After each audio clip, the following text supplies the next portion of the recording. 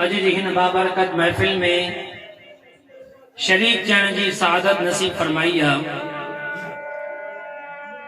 अज़ीज़ान मोहतरम, जै आए सगोरी जी मां तव्हांजे साम्हूं तिलावत कई है। अल्लाह तबारक व तआला उन्हें फरमायो वल अस्र इन्नल इंसान लफी खुस्र। सब खां पहिरियां त रब करीम ज़माने जो वक्त जो कसम खाधो आहे कि ज़माने जो कसम, वक्त जो कसम। उन खां बाद अल्लाह तबारक व तआला फरमायो इन्नल इंसान लफी खुस्र। बेशक इंसान खसारे में आहिन, नुकसान में आहिन। अल्लाह तबारक व तआला जी दरबार में अर्ज किया, अल्लाह तू तो फरमाए रहो आहे कि इंसान सब नुकसान में आहिन, समूरा इंसान घाटे में आहिन। उन्हनि इंसाननि में तुझा नबी भी आहिन, तुझा रसूल भी आहिन, तुझा नेक बाना भी आहिन। उन्हनि जे लाइ छा हुकुम आहे, छा सभई इंसान खसारे में आहिन। रब करीम आगे फरमायो इन्नल इंसान लफी खुस्र। इंसान खसारे में आहिन, सभई नाहिन। अल्लाह ताला आगे फरमायो इल्लल्लज़ीना आमनू व अमिलुस सालिहात। इंसानो तव्हां ॿुधो, इंसान खसारे में आहिन, पर कुछ माण्हू मुंहिंजा प्यारा अहिड़ा आहिनि जेके नुक़सान खां बरी ऐं आज़ाद आहिनि। उहे कहिड़ा बहाना आहिनि? अल्लाह ताला उन्हनि जे लाइ फरमायो त उहे माण्हू जन ईमान आंदो, दीने इस्लाम खे क़बूल कयो, त उहे माण्हू उन खसारे खां, नुक़सान खां बचल आहिनि। अज़ीज़ान मोहतरम, ईमान उहा अज़ीम नेमत आहे, उहा प्यारी नेमत आहे जो अल्लाह तबारक व तआला ईमान वारे जो एतिरो मक़ाम रखियो आहे जो रब करीम पंहिंजे नाले सां गॾु, पंहिंजे ज़िक्र सां गॾु, मोहम्मद मुस्तफ़ा जे ज़िक्र सां गॾु उन मोमिन वारनि जो ज़िक्र भी फरमायो आहे। ज़ोर सां चओ सुभान अल्लाह। सुभान अल्लाह चवंदो ख़बर पवंदी त हिन जगह ते महफिल हली रही है, अल्लाह जो जिक्र हली रहो है। जोर से चो सुभान अल्लाह। अल्लाह तबारक व तआला फरमायो वक़ुल इअमलू फसयरल्लाहु अमलकुम व रसूलुहु वल मुमिनून। ए सोना हबीब पंहिंजे उम्मतिन के, पंहिंजे बारनि के बुधा त तव्हां नेक अमल कयो। छाजे करे उन्हनि अमलनि जे मथां मां अल्लाह जी भी नज़र हूंदी आहे, मोहम्मद मुस्तफ़ा जी भी नज़र हूंदी आहे, उन तव्हांजे अमलनि ते ईमान वारनि जी भी नज़र हूंदी आहे। त एॾो मक़ाम अल्लाह ताला ईमान वारनि जो रखियो आहे जो रब करीम पंहिंजे ज़िक्र सां गॾु, पंहिंजे फेल सां गॾु उन मोमिन बाननि जो भी रखियो आहे। अल्लाह तबारक व तआला भी मक़ाम ते फरमायो इन्नमा वलियुकुमुल्लाहु व रसूलुहु वल मुमिनून। के इंसान उन्हनि जा वली, उन्हनि जा मददगार अल्लाह रब्बुल आलमीन भी आहे, उन्हनि जो वली ऐं मददगार अल्लाह जो रसूल भी आहे, त उन्हनि जो वली ऐं मददगार नेक बाना भी आहिनि। अज़ीज़ान मोहतरम, टाइम मुख्तसर आहे, कुछ ॻाल्हियूं अव्हांजे साम्हूं ज़िक्र करे मां पंहिंजी जॻह वठंदुसि। अज़ीज़ान मोहतरम, हुज़ूर पाक सल्लल्लाहु अलैहि वसल्लम जी हदीस पाक आहे,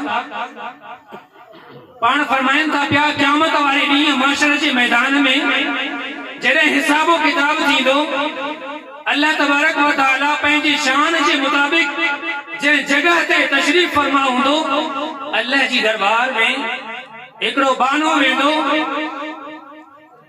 उन बाने जा नामा अमाल समूरा अल्लाह साईं जी दरबार में मौजूद हूंदा। साईं जन फरमायो उन बाने जा जेके गुनाहनि जा दफ़्तर आहिनि, रजिस्टर आहिनि, उहे 99 रजिस्टर आहिनि। उहे 99 रजिस्टर जेके उन बाने जे गुनाहनि सां भरियल आहिनि। अल्लाह तबारक व तआला उन बाने का पुछा कंदो जेके तुंहिंजा हे नामा अमाल लिखिया विया आहिनि, जेके फरिश्ता तुंहिंजा ई अमल लिखनि पिया, छा उन्हनि इहे सही लिखिया आहिनि या इन्हनि में कमी पेशी आहे? उहो बानो अर्ज़ कंदो या रब्बल आलमीन वाकई इहे मुंहिंजा गुनाह आहिनि, इन्हनि सही लिखिया आहिनि। अल्लाह ताला वरी उन बाने खां पुछा कंदो तूं इहे गुनाह कया, उन्हनि जो तो वटि कोई उज़ुर आहे, तू भुल में कया आहिनि या कंहिं ॿिए सबब सां कया आहिनि? वो बानो अर्ज़ कंदो या रब्बल आलमीन इहे मूं सभई गुनाह जाने वाणे कया आहिनि, कोई मूं वटि उज़ुर नाहे। अल्लाह तबारक व तआला उन्हनि फरिश्तनि खे हुकुम फरमाईंदो वञो इन बाने जा वञी करे ॿीहर नामा अमाल तोरियो। अल्लाह तबारक व तआला उन्हनि बाननि खे उहे फरिश्ता उन्हनि खे हुकुम फरमाईंदो वञी हिन बाने जा नामा अमाल ॿीहर तोरियो वञे। एक तरफ़ उहे 99 रजिस्टर जेके गुनाहनि सां भरियल आहिनि, उहे रजिस्टर एतिरा वॾा आहिनि जेसी ताईं इंसान जी नज़र वञे थी पई एतिरो रजिस्टर हिकिड़ो आहे। 99 रजिस्टर भरियल आहिनि, एक तरफ़ उहे आहिनि, ॿिए तरफ़ हिकिड़ी नंढी पर्ची आहे। जॾहिं उन्हनि खे तोरियो वञे थो पियो, उहो बानो फरिश्तनि खां पुछे थो हे फरिश्तो ॿुधायो त सही ही तव्हां छा करे रहिया आहियो? एक तरफ़ 99 रजिस्टर आहिनि, ॿिए तरफ़ नंढड़ी पर्ची आहे। इहो मामिलो वाज़े आहे, इन में तोरण जी ज़रूरत नाहे। मां गुनाहगार आहियां, 99 रजिस्टर हिक तरफ़ आहिनि, ॿिए तरफ़ नंढड़ी पर्ची आहे, मूंखे वधीक शर्मिंदो न कयो। जॾहिं उहे नामा अमाल तोरिया वेंदा, नंढड़ी पर्ची जेका हिक तरफ़ हूंदी उन जो वज़न वधी वेंदो ऐं 99 रजिस्टर उहे घटि थी वेंदा। अल्लाह ताला फरिश्तनि खे हुकुम फरमाईंदो हिन बाने खे हाणे जहन्नम में न जन्नत में वठी वञो। वो बानो अर्ज़ कंदो या अल्लाह इन पर्चीअ जे अंदरि कहिड़ो मुंहिंजो अमल आहे जो तो रब करीम खे पसंदि अची वियो आहे?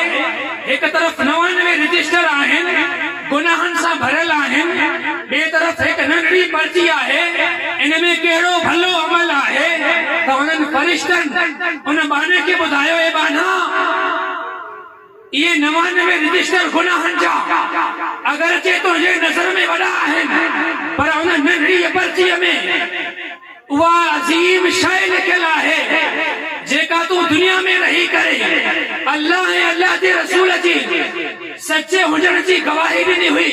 उहो कलमा तैयबा लिखियल आहे अशहदु अल्ला इलाहा इल्लल्लाह व अशहदु अन्न मुहम्मदन अब्दुहु व रसूल। उहो कलमा तैयबा जेको लिखियल आहे हिक तरफ़ उहो आहे, ॿिए तरफ़ 99 रजिस्टर गुनाहनि वारा आहिनि। वो कलमो तैयबा उन्हनि खां वधीक वज़नी थी वियो आहे।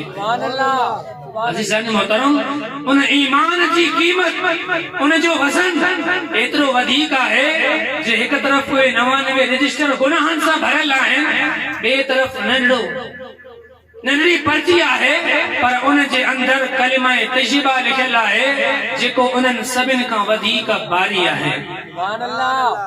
अज़ीज़ान मोहतरम, अल्लाह जा वली बाना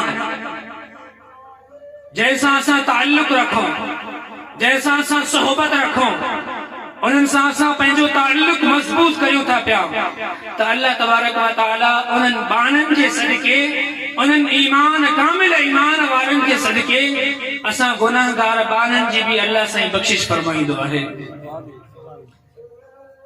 अॼु जे हस्तीअ जो ज़िक्र थियणो आहे हुज़ूर गौसुल आलमीन अशेख साईं बहाउद्दीन ज़करिया मुल्तानी रहमतुल्लाह अलैह। पाण जन साईं जन जी सीरत,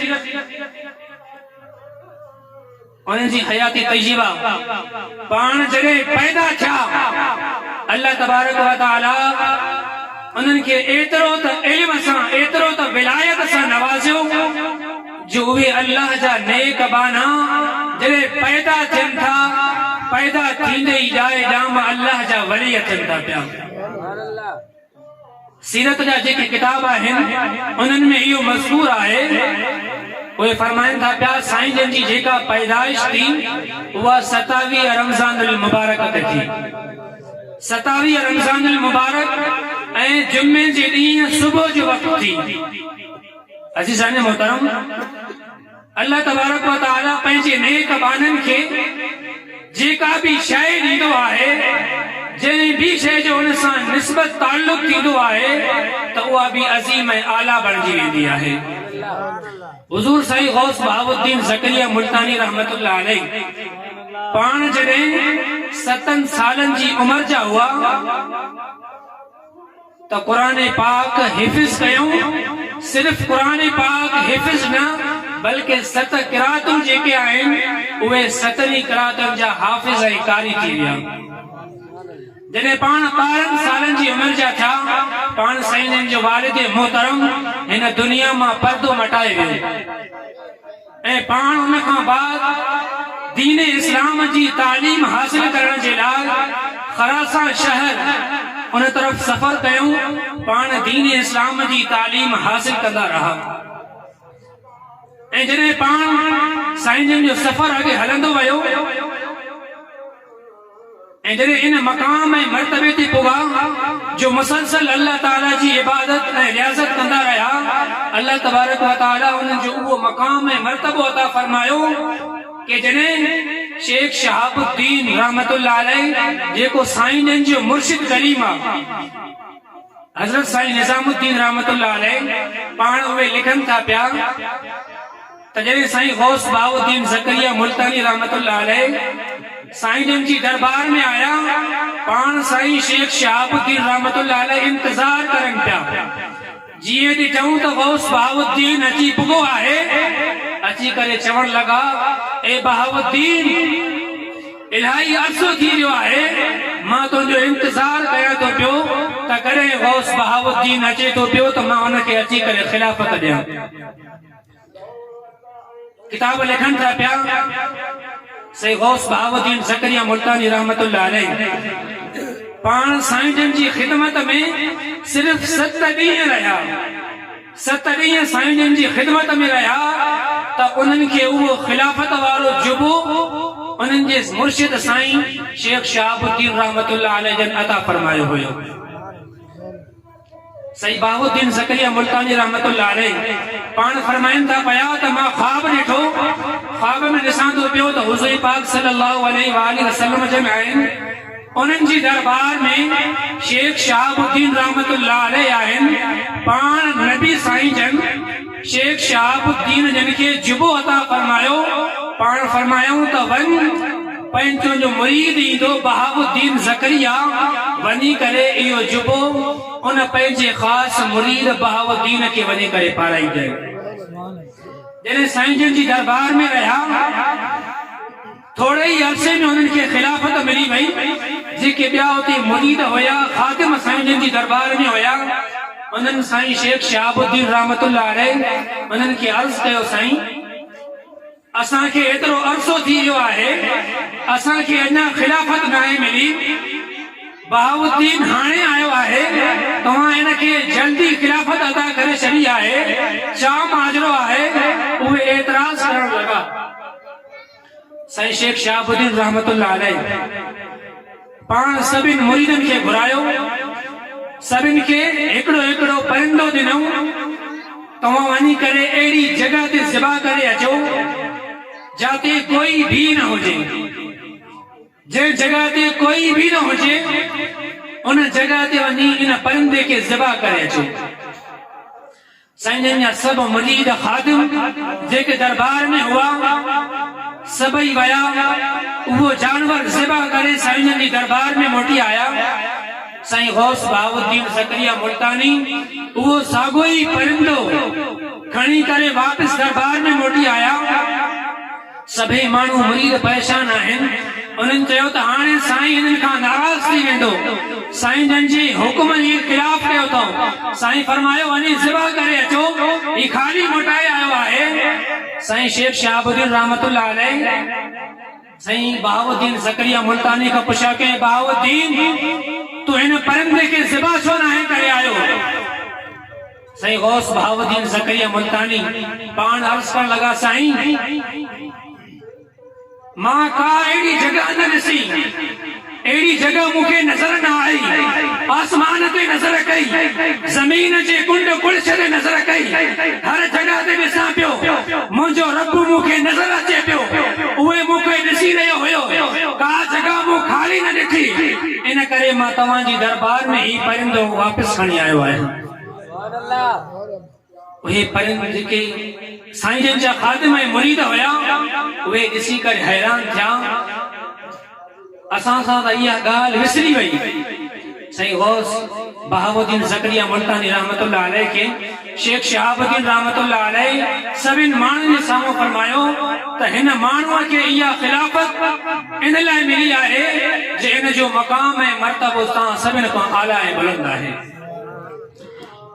वरी अञा उन्हनि मुरीदनि जो अक़ीदत के मजबूत करण जे लाइ, उन शक के दूर करण जे लाइ वरी साईं हुकुम फरमायो कि तव्हां सभई वञो, तव्हां सब्ज़ो साओ गाह पटे अचो, साओ गाह पटे अचो। सभई खादिम मुरीद सब वया ॿाहिरि जंगल मां वो साओ गाह पटे करे साईं जन जी दरबार में आया। हुजूर साईं गौस बहाउद्दीन ज़करिया मुल्तानी रहमतुल्लाह अलैह पान सुको गाह पटे करे साईं जन जी दरबार में आया। वरी उहे खादिम जेके मुरीद हुया उन्हनि सोचो त हाणे साईं इन्हनि खां नाराज़ थी वेंदो। ॿियो दफ़ो साईं जन हिनखे हुकुम फरमायो त साओ गाह पटे अचो। असां सभु साओ गाह पटे आया आहियूं, ही सुको गाह पटे आयो आहे। वरी साईं शेख शहाबुद्दीन रहमतुल्लाह अलैह पान साईं जन खां पुछा कई ए बहाउद्दीन मां त साए गाह जे लाइ हुकुम फरमायो हुयो, तूं सुको गाह छो पटे आयो आहे? साईं अर्ज़ करण लॻो साईं जेको साओ गाह हुयो वो अल्लाह जो जिक्र करे पियो, अल्लाह जी तस्बीह बयान करे पियो। मां इहो न चाहियो त इहो साओ गाह जेको अल्लाह जो जिक्र करे थो पियो, अल्लाह जी तस्बीह बयान करे थो पियो, मां हिनखे अल्लाह जे जिक्र खां रोकियां, अल्लाह जे तस्बीह खां रोकियां। ही सुको गाह आहे जेको अल्लाह जी तस्बीह नथो बयान करे। मां हिनखे तव्हांजी दरबार में खणी आयो आहियां जी उहो साओ गाह अल्लाह जी तस्बीह ऐं ज़िक्र खां चुप न थी वञे। साईं जन जी नज़र एडी वॾी हुई। अल्लाह तबारक व तआला पंहिंजे नेक बाने साईं गौस बहाउद्दीन ज़करिया मुल्तानी रहमतुल्लाह अलैह उन्हनि खे एडो बाकमाल वली ऐं बाकमाल सूफी ऐं पंहिंजी दीन इस्लाम जो आलिम बणायो हुयो। अल्लाह तबारक व तआला जी दरबार में असां हरदम शुक्र कंदा आहियूं त उन गौसुल आलमीन जा खादिम आहियूं ऐं अल्लाह ताला कंदो आहे त हू करीम असां सभिनि खे हमेशा क़यामत ताईं उन्हनि जो खादिम रखे। ऐं जॾहिं असां क़यामत जे ॾींहुं उथूं असां उन्हनि जी सफ़नि में उन्हनि जी गॾ हुजूं। अल्लाह ताला असां सभिनि जी हाज़िरी पंहिंजी बारगाह में क़बूल मंज़ूर फरमाए। वमा तौफ़ीक़ी इल्ला बिल्लाह।